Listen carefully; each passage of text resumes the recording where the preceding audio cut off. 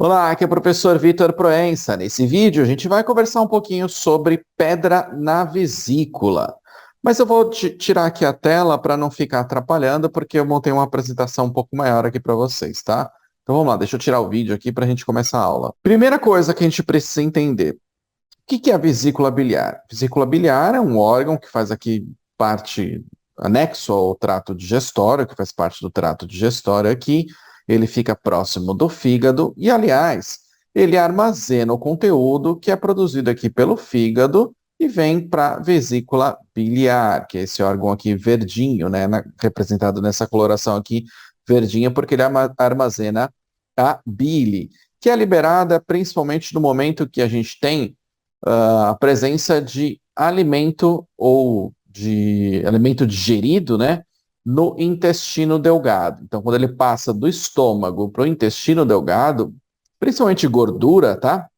Nessa região aqui, ó, a gente tem a compressão da vesícula biliar e a liberação do conteúdo para vir para cá, para participar do que a gente chama de emulsificação de gordura, para auxiliar na digestão, faz parte do processo de digestão, tá? Então, essa estrutura da vesícula biliar, ela é muito importante para armazenar o conteúdo produzido aqui, ó, e drenado, né? Dá para perceber que tem vários canalículos aqui que estão conduzindo o conteúdo produzido pelo fígado aqui para a vesícula biliar, tá? E aí, no final das contas, ela tem um ducto comum aqui com o, com o pâncreas aqui, né? Então, ela é muito importante porque uma presença de uma pedrinha aqui, ó, por exemplo, pode fazer com que bloqueie a saída do conteúdo do pâncreas e o paciente tenha um problema no pâncreas, ou seja, uma pancreatite. Esse aqui é o chamado ducto colédoco, que vem junta, né, do fígado e da vesícula aqui e vai sentido intestino delgado. Então, essa é a estrutura aqui resumida da vesícula biliar, tá bom? Claro, a gente tem outras coisas aqui, né? Tem vasos sanguíneos, ó, veias, artérias, tá? Mas não vem ao mérito aqui pra gente. É importante a gente entender isso aqui, ó, que é esse órgão que fica mais pro lado direito do nosso corpo. Então, se você tiver um problema na vesícula biliar, é muito provável que você tenha dor do lado direito da sua barriga, do lado direito do seu estômago. Tudo bem? Aqui muito próximo também do pâncreas, por isso que às vezes acaba sendo confundido, né? Então, o que é essa tal de colelitíase? Litíase tem a ver com pedrinha, tá? Com cálculo. Lembra da litíase renal ou cálculo renal? Então, aqui, ó, a colelitíase é a presença de cálculo na vesícula biliar, tudo bem? Então, litíase biliar é a presença desses cálculos ou pedrinhas aqui, muita gente fala pedra na vesícula, né? Presença dessas pedrinhas aqui no trato biliar, tá? E aí, claro, existem outras definições aí que algumas vezes acabam sendo confundidas, tá? Então, colelitíase é a pedrinha, o cálculo na vesícula biliar.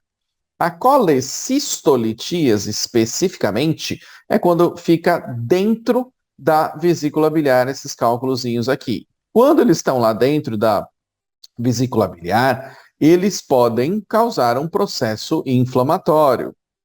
E aí eles podem gerar o que a gente chama de colecistite aguda, tá? Que é um processo inflamatório da vesícula biliar. Normalmente, quando eles estão presentes aqui, ó, ou na própria vesícula, ou na saída aqui da vesícula biliar, no ducto cístico, que a gente chama, eles causam esse processo inflamatório porque a vesícula está fazendo o processo de contração estimulado aqui pela presença de alimentos digeridos lá, ou parcialmente digeridos no intestino, e aí tem essas distensões e contrações aqui que são sentidos como cólicas, tá? Por isso que a gente chama de cólica biliar.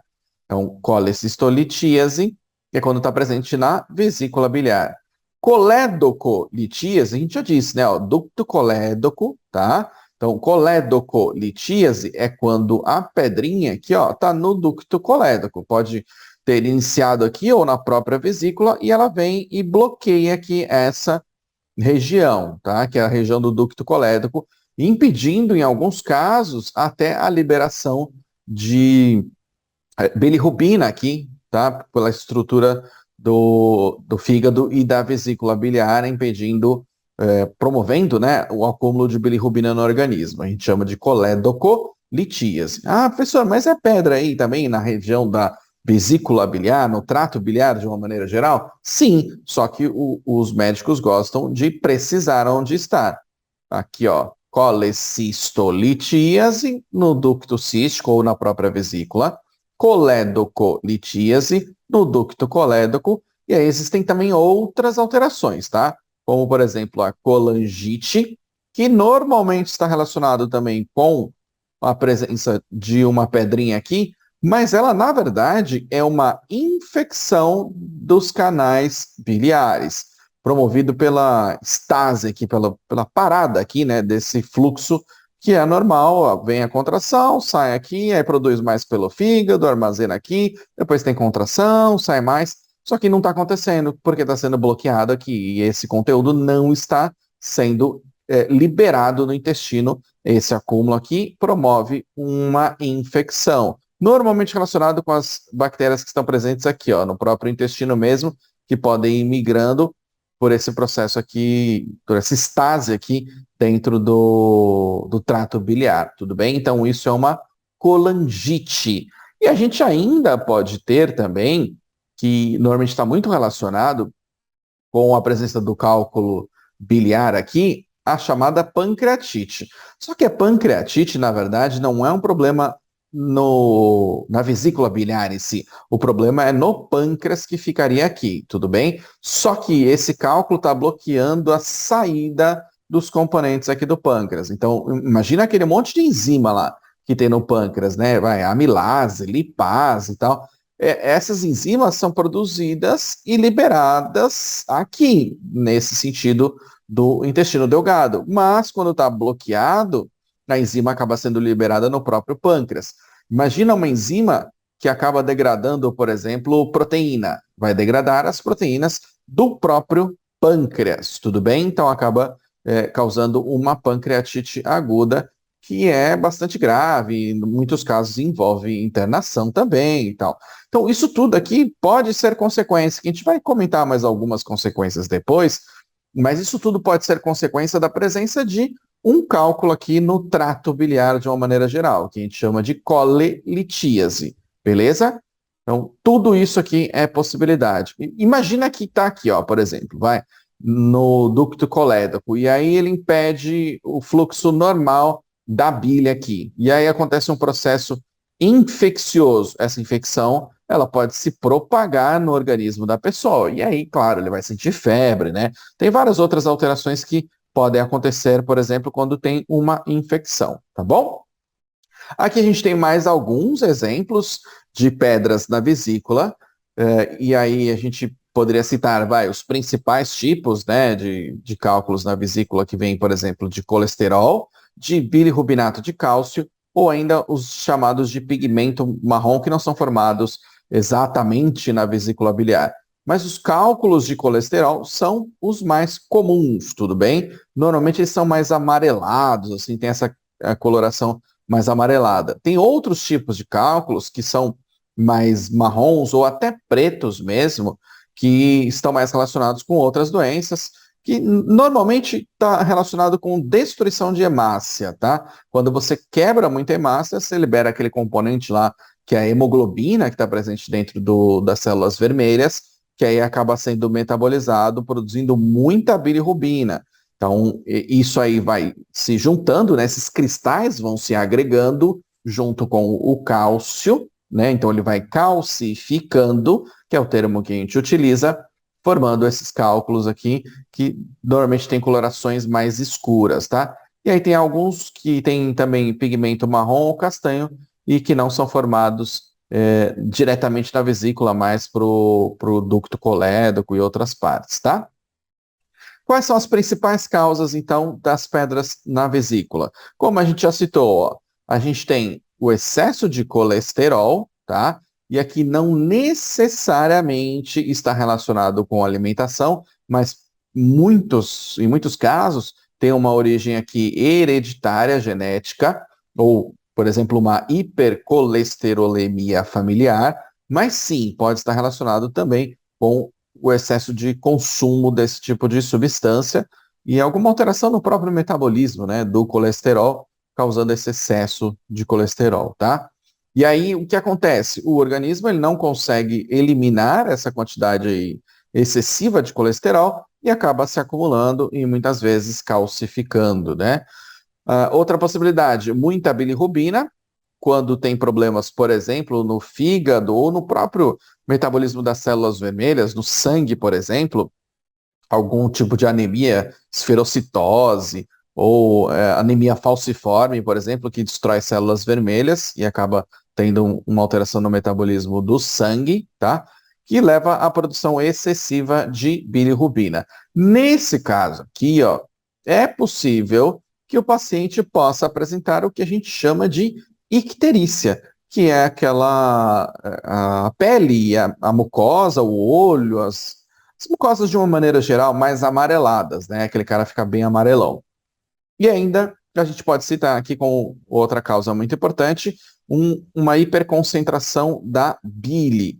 A vesícula biliar ela não consegue eliminar o conteúdo corretamente e acaba hiperconcentrando essa bile, e esses conteúdos vão se juntando, vão se calcificando. Os granulozinhos que estão presentes lá vão se juntando, formando uma pedrinha, e essa pedrinha vai crescendo cada vez mais até que ela não consiga sair da vesícula biliar ou passar nos canalículos, né, da vesícula biliar também, tá? Muitas vezes isso acontece em consequência de obesidade, sedentarismo, às vezes até perda de peso excessiva, também algum tipo de dieta de restrição, que a pessoa perde peso muito rapidamente, ou ainda alimentação rica em gordura e até o próprio diabetes. E aí, claro, a gente poderia citar álcool, poderia citar problemas no sangue, né? Que não estão relacionados, na verdade, com o estilo de vida, digamos assim, que podem ser de origem genética mesmo, mas são os principais motivos para aparecimento de pedras na vesícula biliar, tá? Outro ponto importante são os sintomas. Então, como é que você pode saber que você tem pedra na vesícula? Se começar a aparecer, você com certeza vai sentir muita dor. São dores na forma de cólica, que a gente chama, tá? Na região da vesícula, que está mais relacionado mesmo com esse lado direito aqui, mais para baixo da costela aqui, por exemplo, tá? Muitas vezes se irradia nesse sentido, sentido umbigo, por exemplo, ou ainda mais para cima, sentido escápula, e em alguns casos aqui para a região das costas também, tá? Às vezes até é confundido, pode ser confundido com uma pancreatite, mas a pancreatite tem uma dor um pouco diferente, mais em pontadas, assim, mas em alguns casos mais de queimação, mas pode ser confundido também. Outro sintoma que pode aparecer, dor no estômago, que irradia para as costelas, então, que a gente já disse aqui, né? Sensação de mal-estar geral, em alguns casos pode ter, inclusive, febre, o paciente, tá? Enjoos e vômitos e também sudorese, tá? Todos esses são os principais sintomas aí das pedras na vesícula. Aí, a gente obviamente citou que existem vários tipos, né, de cálculos biliares, dependendo do que originou esse cálculo biliar. Então, se for, por exemplo, um cálculo biliar que se prendeu lá no ducto colédoco e originou um processo infeccioso, que é uma colangite, a chance de ter febre é muito maior. E aí o tratamento também seria um pouco diferente. Poderia utilizar, por exemplo, antibióticos nesse paciente, tá? Então, isso tudo varia um pouco. Se o paciente, por exemplo, tem um cálculo daquele mais preto, deixa eu voltar para cá, o cálculo mais preto, né? Que é de destruição das hemácias, é muito provável que ele tenha excesso de bilirrubina, tá? Então aí esse paciente vai estar também mais amarelado, as mucosas principalmente vão estar mais amareladas. Então pode ter essa variação conforme o tipo de cálculo e o problema, né, que o paciente tem, porque o tipo de cálculo está relacionado com o problema que esse paciente tem, tá bom? Quais são as principais complicações, então? A gente até já citou aqui algumas, dá para você perceber aqui, ó, um exemplo bem claro aqui de icterícia, né? É, mostrando o olho mais amarelado aqui, por exemplo, tá? Então, uma das complicações aí que a gente já citou, muita dor, então cólica biliar, que em alguns casos a pessoa nem consegue ficar em casa, ela acaba sendo internada, recebendo anti-inflamatórios, não esteroidais ou anti-inflamatórios corticoides, ou em alguns casos, como a dor acaba sendo muito forte, ele não aguenta, até alguns derivados opioides que a gente diz, tá? Então, muitas vezes o paciente acaba sendo internado. Outra complicação que pode existir é a colecistite aguda, que é o processo inflamatório da vesícula biliar, que a gente já citou aí, e que muitas vezes está relacionado com febre, tá? Então, o caso aqui pode ficar ainda mais grave, né? E, inclusive, com infecção, como a gente já citou, na colangite, tá? E aí, essa febre pode ainda ser maior pela presença e o acúmulo de bactérias que causam hiperestimulação aí do nosso sistema imune, tá bom? Outra característica é a icterícia, que eu já tinha citado aqui para você, que está relacionado com o acúmulo de bilirrubina, e também a gente pode citar a pancreatite, que é obviamente um processo inflamatório do pâncreas, né? Mas uma pancreatite aguda também é algo que leva o paciente para a emergência, que é algo bastante grave, tá? Porque a pancreatite, se as enzimas tiverem sido liberadas em excesso, isso pode ser realmente muito grave, tá? Porque elas podem destruir o parênquima pancreático, que a gente diz, impedindo o funcionamento adequado desse órgão, tá? O diagnóstico basicamente é feito por exames de imagem. Então, por exemplo, uma ultrassonografia abdominal, que é o exame de escolha, tá? Que chega a diagnosticar 80 a 100% dos casos. Você consegue ver aqui a vesícula biliar e a formação aqui de um cálculo, tá? Esse cálculo aqui, muito provavelmente não vai conseguir ser expelido tão facilmente aqui. E aí a gente vem depois dos tratamentos que eu vou comentar mais um pouco para você. A gente também tem tomografia computadorizada, ressonância, colecistografia oral, ultrassonografia endoscópica, mas a ultrassonografia abdominal acaba sendo o exame de escolha porque é um custo mais baixo, está disponível em grande parte do nosso sistema de saúde, razoavelmente simples de ser feito esse exame. Claro que exige um treinamento para você entender que isso aqui, por exemplo, é uma vesícula biliar, mas o médico já é treinado para fazer esse tipo de exame e o diagnóstico adequado do paciente, obviamente, né? E aí, por fim, a gente pode citar aqui um pouco sobre o tratamento. Aqui você tem um exemplo de uma colecistectomia. Colecistectomia é a remoção da vesícula biliar, já adiantando aí, que está mais relacionado normalmente com as pedras maiores, né? Então, quando tem pedras pequenas, principalmente de origem de colesterol, pode ser feita uma alteração de estilo de vida, modificação do padrão alimentar, dieta, etc., e até alguns remédios como o ursodiol, que ele suprime a síntese e liberação de colesterol, tá? Claro, nesse caso tem que estar relacionado com o colesterol. Se a origem, né, o tipo de cálculo não for de colesterol, não tem muita lógica você usar o ursodiol, tá? E aí, quando o tamanho também é pequeno, e essa formação ela aconteceu pontualmente, não acontece frequentemente, né? Você trata dessa maneira. Se o paciente tiver muitos sintomas, estiver atrapalhando, por exemplo, o próprio pâncreas, estiver formando constantemente pedra na vesícula biliar, ou as pedras forem ainda muito grandes e não conseguir eliminar, por exemplo, com litotripsia, ou ainda com o tratamento de medicamentos, né, que a gente já citou aí, o paciente vai ter que fazer, obviamente, uma colecistectomia, que a gente já citou aí, que é a cirurgia para retirada da vesícula, que atualmente, né, em muitos locais, já é feito por videolaparoscopia, que é o exemplo que está sendo mostrado aqui nessa imagem, tá? Então aqui o médico está fazendo o procedimento para remoção, são vídeos aqui, são 3 a 4 furos que são feitos aqui na cavidade abdominal, mas, por exemplo, não é uma cirurgia tão extensa, né, como seria com um bisturi, fazendo corte aqui, por exemplo. Claro, existe a recuperação também, 1, 2 dias aí, no centro feito aqui no centro cirúrgico, né? Mas não é tão extensa essa cirurgia quanto, por exemplo, a recuperação de cirurgia aberta, né? Que a gente diz que pode levar até uma semana, pode ter mais infecção pelo tamanho dos espaços, né? Que são feitos aqui, são menos pontos aqui na videolaparoscopia também. Então acaba sendo um procedimento adotado em grande parte dos centros cirúrgicos para remoção da vesícula biliar, tá? Então deixa eu só voltar aqui para a gente se despedir. Então é isso. Se você gostou desse conteúdo, clica aqui em curtir, deixe seu comentário e também, obviamente, se inscreve aqui no canal para que você possa receber os próximos conteúdos. Se tiver qualquer dúvida, escreve aqui também, tá? E só para fechar, muito obrigado por você me ouvir até agora. Meu nome é Vitor Proença.